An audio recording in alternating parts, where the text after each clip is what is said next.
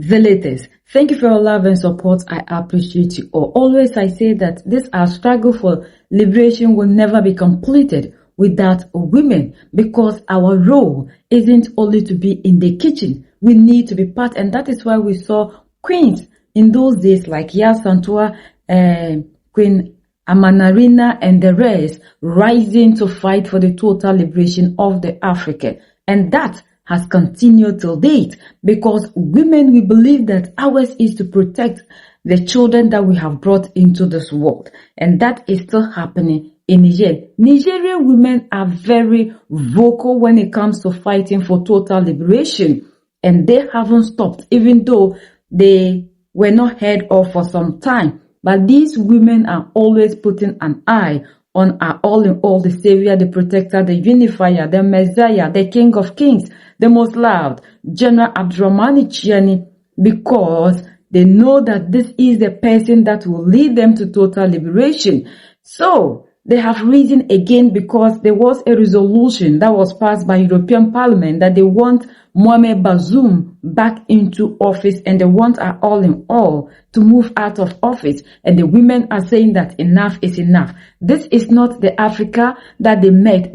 Niger is not a democratic elected country where they can sit down and manipulate. These are the people that are preaching about human rights, yet these are the same people that do not want Africans to decide, the people that will lead them. They are the people who claim that democracy is for the people by the people. And now we are saying that the same people that they claim democracy is for are all out, telling the world that this is the person we want to be led by. And just a group of people sit there and claim that the person that is out is their partner. The person serves their interest, and for that matter, that person should be brought back into office, and not because the person is doing something good for his people. But at the end of the day, these are the same people who will be preaching in their parliament how they love Africa, how they don't want Africans to be in the dark, and that is the reason to which they have to invest in energy, so that when the African child is out of school at night, the person can have access to electricity. So we see the double standard of these people. Religious chants resolutely in solidarity with the authorities of our country. Protest, and we rise up with the greatest firmness against the paternalistic and condescending slackness of the resolution of the European Parliament against our country, far from being an approach to defend human rights. This resolution is an unacceptable interference in the internal affairs of a sovereign state, a disguised attempt at political pressure on our country, a condescending attitude in our age definitively gone by,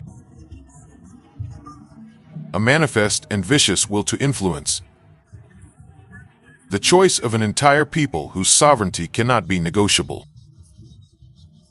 Ladies, dear fellow citizens, dear sisters, this statement from the European Union is only yet another political outburst of a bygone order. Since July the 26th, 1923, Niger has embarked on the path of refoundation, giving a new direction to our history that the detractors of Niger understand me well.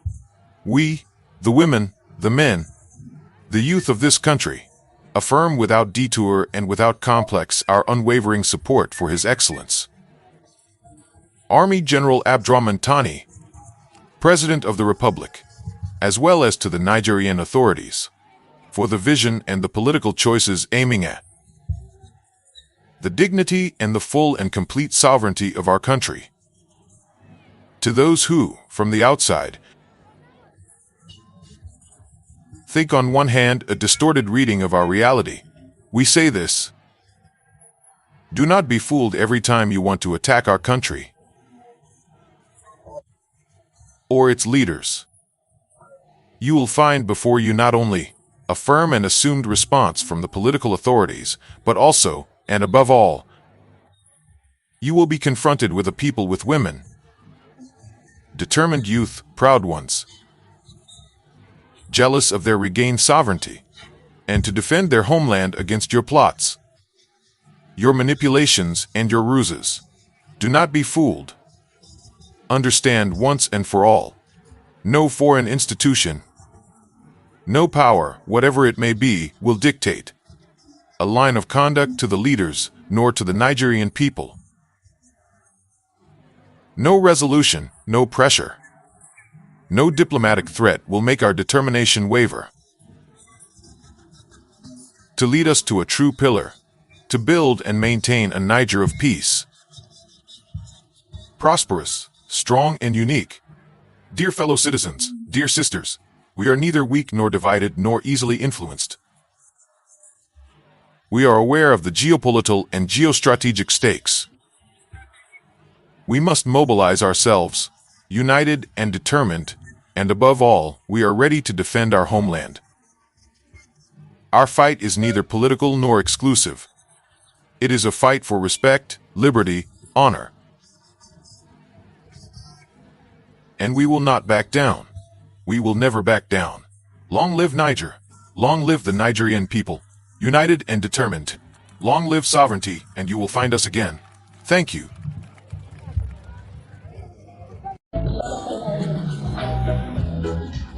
Place de la Nation in Ouagadougou. It's March the 28th, 2026. Coming from the four corners of the Kadiougu region and other regions of Burkina Faso.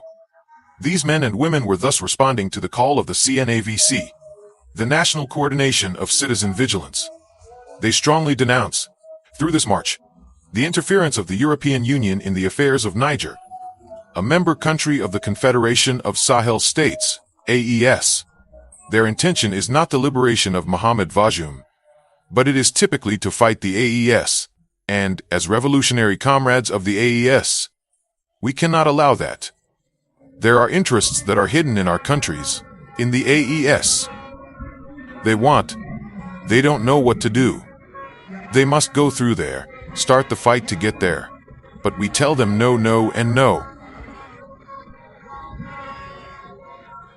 From the Place de la Nation, the protesters walk the streets of the Burkinabe capital towards the European Union headquarters on Kwame Korba. Flags of the three AES countries, placards, vuvuzelas, and even hand whistles. The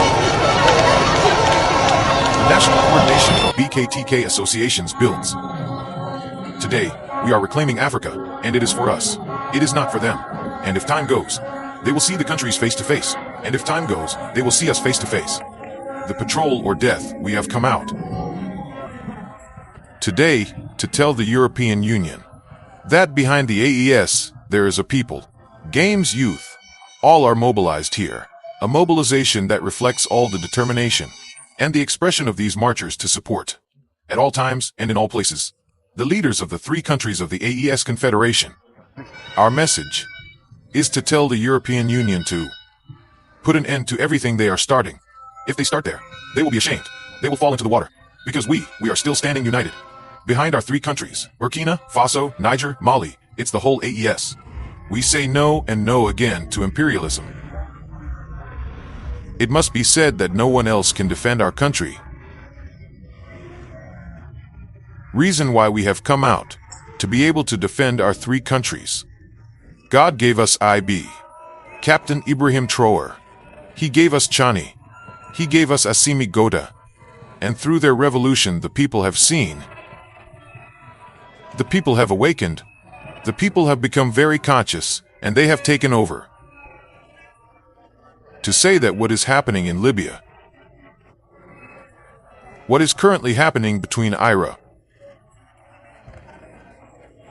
for the leaders of the CNAVC, this protest meeting is just a warning. They call the people of the Confederation to a citizen watch, permanent and continuous for the defense and the victorious march of the AUS Confederation.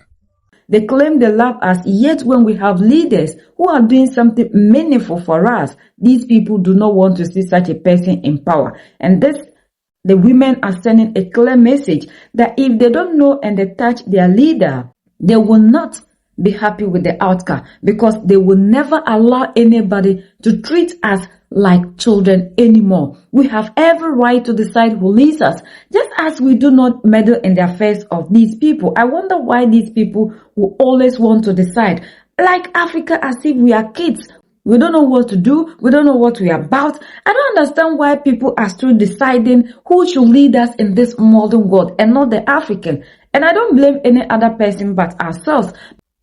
Our leaders are very quick in bowing down to them. Like the ECOWAS chairperson, Mada Bio, said that they are protecting borders instead of protecting the people. And this Mada Bio meant the interest of these people. And that is where the problem is coming from. Our leaders, instead of protecting us, doing the right thing, prefer to do what will please the oppressor. Like his own wife made it clear that when you come into office and you try to do the right thing, they will use the opposition against you. So are you in office to serve your people, or you are in office to serve the interests of these people?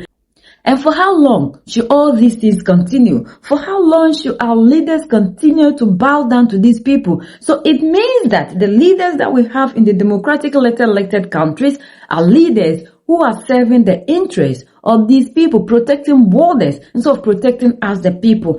This is not the kind of leadership that we want to have in Africa. Africa, we have come a long way. If we are sending resolutions to these people to recognize slavery as the gravest crime in human history, why then is it that the African is not ready to unite and take its own destiny into its own hands? How can we be asking for these people to recognize that slavery is the gravest, yet these are the same people that we are depending so much for aid, we are depending so much for security, and at the end of the day we still tend to tell these people that give us reparation because of A, B, C, D.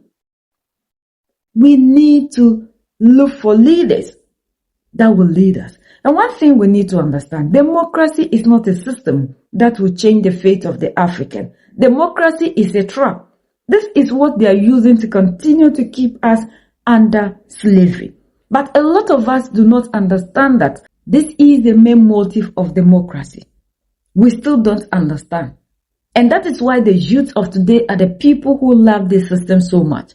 And you find the youth of Africa in this 21st century, with all the information around us, still going after these same people, believing everything that they say. And we are the same people who will still sit there and be quoting these same people. And they have made it look like when it comes to what is happening in the world, the truth about the world or wrong and right, they are the only people, and any other person telling you something is misinformation. And that is why today you still find the African coming to where they will learn something about themselves, telling you it is misinformation because the oppressor hasn't said so.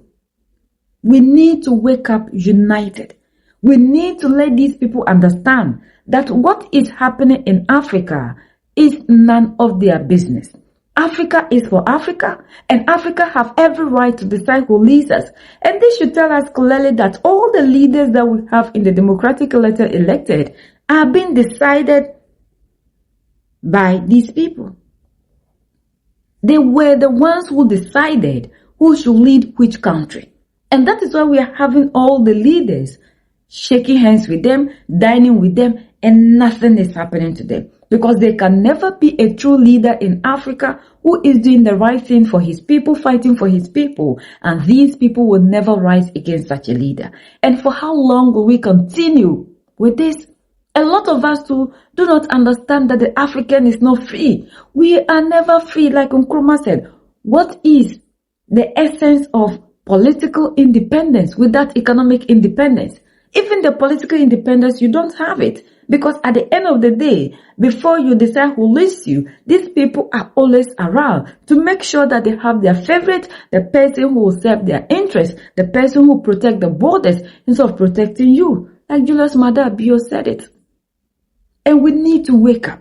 We need to understand the games of these people. This is information age. And this is not the time for us all to still be sitting behind, looking for people to then come out, the same person oppressing you to come and tell you, I am the one responsible for A, B, C, D. Africa, this is the time. The youth, if Africa will become a better place, it is you and I. And that was why Dr. Kwame Nkrumah called on the youth to rise in Ghana. And this rise in Ghana was for the wake-up call for all the youth across Africa.